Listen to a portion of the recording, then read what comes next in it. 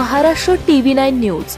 संकल्प सर्वसामान्यांच्या हिताचा. शाळेतील अल्पवयीन मुलांवर लैंगिक अत्याचार करणाऱ्या एका डान्स टीचरला वारजे माळवाडी पोलिसांनी अटक केली आहे. वारजे परिसरातील एका नामांकित शाळेमध्ये 9 डिसेंबर रोजी हा प्रकार घडला होता. शाळेतील डान्स टीचरनं 10 आणि 11 वर्षाच्या मुलांवर लैंगिक अत्याचार केला होता.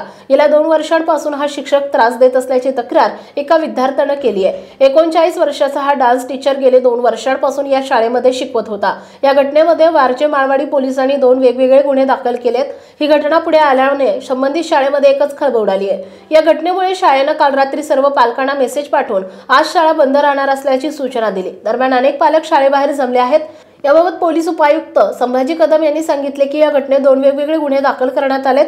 त्याच्यावर पॉक्सो अंतर्गत गुन्हे दाखल करण्यात आले. जेव्हा हा प्रकार समोर आला त्यानंतर शाळेच्या प्रशासनाने याची माहिती पोलिसांना दिली. या डान्स टीचरला निलंबित करण्यात आलं असून त्याला पोलिसांच्या स्वाधीन केलंय. पोलिसांनी या डान्स टीचरला अटक केली आहे.